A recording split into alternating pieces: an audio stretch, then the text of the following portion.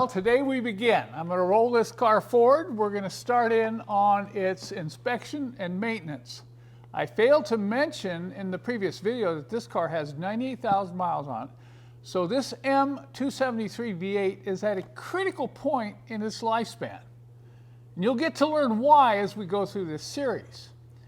But today, I just want to get you inside the engine, inside the car, start learning about the car so that we can go through this together. I know if you're not interested in these cars, this series is not going to be of any interest to you. But if you've had an older Mercedes, maybe you've had an M112 or an M113 vehicle, and you're saying, well, it's getting kind of old, you want to move up to some of these 2009 to 2013 models. And I personally avoid the 2006, 2008 models of these V6s and V8s. There's a lot of reasons. You can Google it if you want to learn. I'm not going to go over it. But the 2010 to 2012 series of these engines have proven to probably be the best. It doesn't mean they're perfect, as you will learn later on in this series. So I'll get the car pushed forward. We're going to open the hood up and begin. Behind me is a 2010 S550, and we're going to use this car for today's lesson. Priority should be air filters. Kent, why air filters? Well, there's a couple reasons. One is these really tend to get neglected, even on quote-unquote well-maintained dealer or independent maintained cars. I see issues with filters not getting changed regularly. Most of these filters should be changed every year, and they don't. So we're going to get to see today what these filters look like. The other reason why I'm choosing filters is because it gets you into the car. It's something easy to do, but it gets you into the car, and by into the car, you start learning about how it's made and how it's supposed to be maintained. You may have to go look at some videos, YouTube videos, or get on some forums, because I'm only covering a 2010 S-Class. There may be differences in some of the other models, but all this information can be readily found online. How to change the air filter, how to change the cabin filters. And Kent, what? That's an air filter? Looks like a fuel filter. Yes, this is an air filter, and those of you who've been around aromatic suspension know this is the air filter for the pump that pressurizes your air suspension system. And this filter, once again, hardly ever gets changed unless the car is serviced by a shop that really understands aromatic suspension. So those are the filters we're going to deal with, and I'm going to start by removing the engine cover. That's probably the first thing you want to do. Just remove the cover on top of the engine. What that's going to do is, once again, it's going to get you inside. It's going to get you inside the engine compartment. It's going to get you looking at potential for any oil leaks or vacuum lines or rubber hoses that have hardened, and at the same time, you can go ahead and change your air filter. Now, there's lots of videos online about changing air filters, so I'm not going to go through every detail. I'll just share with you a few tips and get you pointed in the right direction. Some of you are moving up from the M113, and this looks familiar, but it is different. You can notice that there's this cutout right here, which is distinctive to this engine. But the location of the air filters are the same as the M113. There's just a couple differences that you'll note when I remove this cover. You just take the front right here and lift up on it, and there's two pin snaps there. And then carefully pop this up. Don't yank on it, you'll break the clips. You can see here that there's two clips here, and there's this little plastic tab. That's the thing you have to be careful of. The next thing I'm going to show you is different on these M273s. That's this clip back here. I think I mentioned this on some of my M113 videos, that there was a problem with the back of this air filter housing lifting up and causing dirt to enter the engine. Well, they put this clip on here. Just push that back. If it's real tight, you'll need to get a screwdriver right in here and pry up on it. These tubes are rigid. They aren't accordion, so you can't pull and collapse them. So what I do is I go ahead and lift up on one side here, release, and then I'll lift up over on the other side to where I can just push it back a little bit and pull it free there. And then I can take it out down here. You can see there's these little plastic clips that slides into and locks in. And there's one more thing to remove before you lift the cover up. That's this hose. And then this lifts up. And this is where you're going to see the similarity between this engine and the M113. So with this housing on the bench, now we get to see the condition of these air filters. You can look in here and catch the corner, but it's really hard to tell. You really need to remove them. I know some of you are saying, well, Kent, maybe I'll just take and inspect mine before I buy new ones. They're not that expensive, so I recommend just buy the filters. If you're going to take this out and take it apart, just put new ones in. You'll save a lot of time. Okay, so we're going to use a T25 Torx, and we're going to remove these screws.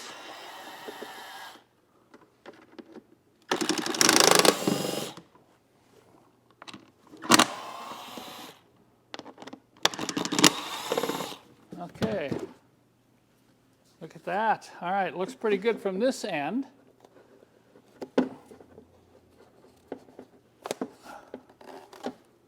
Oh, look. Ha ha. So at least this needed to be taken apart and cleaned, and this is where you're going to see the difference. And once again, don't let stuff drop in here. Put this aside while you're doing this cleaning or inspecting, and I'm going to show you here what we do. I think I'll put this one over here because it's going to get a lot of dirt. Watch this. So what do you think? Is that filter okay? When you start opening it up, see, you'll see dirt in here, and this isn't that bad. I mean, I've seen ones that are just full of dirt when you start to spread them apart. Because you see this gray brown color, you know it's starting to pick up dirt. Now this filter is not totally shot yet. You know, look at the difference. So that's why I say, even on well-maintained cars, filters, just get new filters and put them on when you do your initial inspection. Now I took these housings outside and washed them in soap and water and blew them out. Look how nice that looks.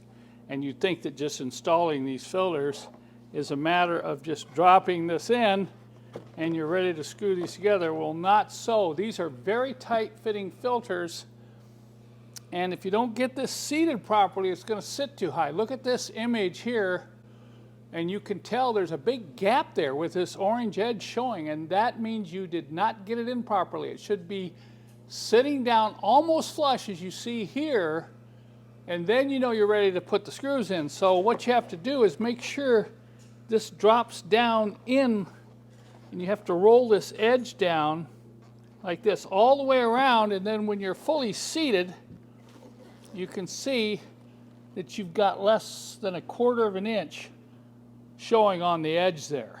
Don't worry when you go to install the filter housings. It's Murphy proof. You see here, if you try to put it on this side, the screw holes don't line up. So they'll line up here. Okay, that one's good. You see I've got them seating down well here in the back, like that. All right, now I'm not going to use a power impact screwdriver installing these. I want to be able to gradually tighten them down and cross tighten as I pull them all the way down tight.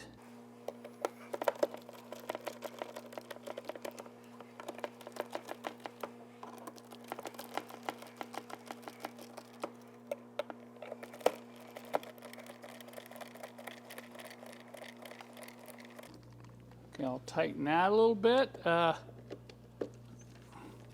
When you bottom out, you can stop. You don't need to go any further. There's a stop there. It's designed to go all the way down and compress the filter properly, and that's as tight as you need it. You do not need to really torque it.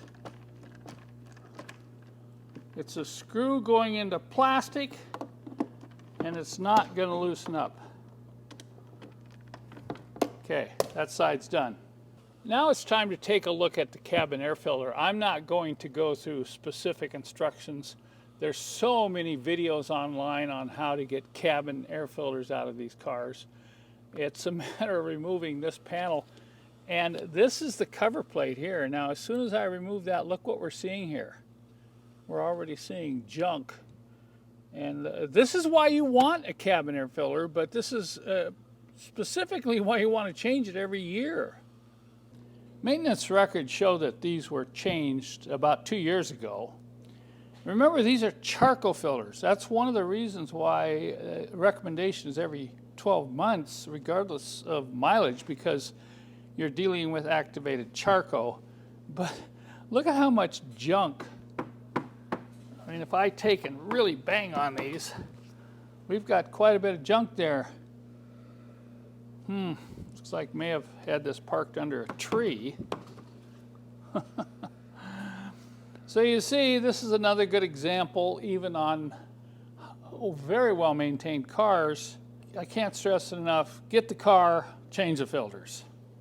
Now the new filters come with instructions. They're not difficult to install on these newer cars. I think they made it easier after the mid-2000s to change out these. Now we're going to go inside the car. We're going to clean out the whole tunnel under there where the air comes in with alcohol and rags just to sanitize it before we install these.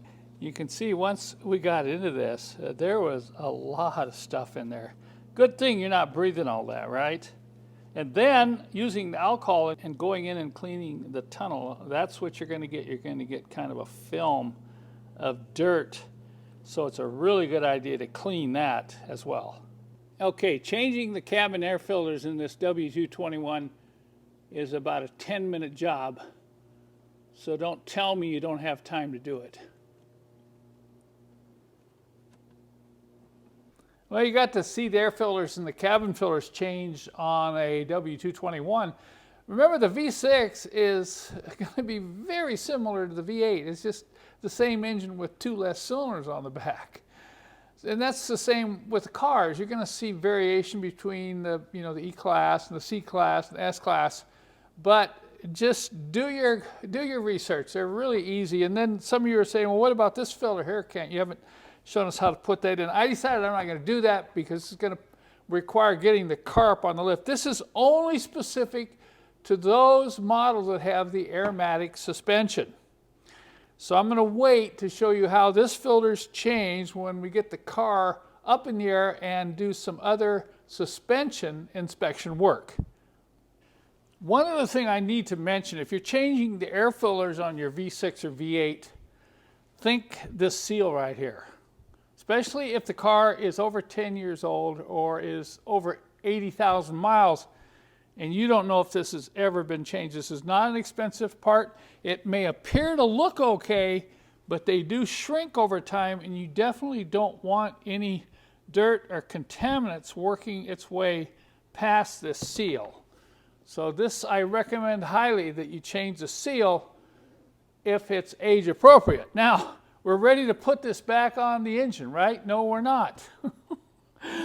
Because before I put this back on the engine, there's quite a bit of other work I want to do, both in regards to inspection and to basic maintenance.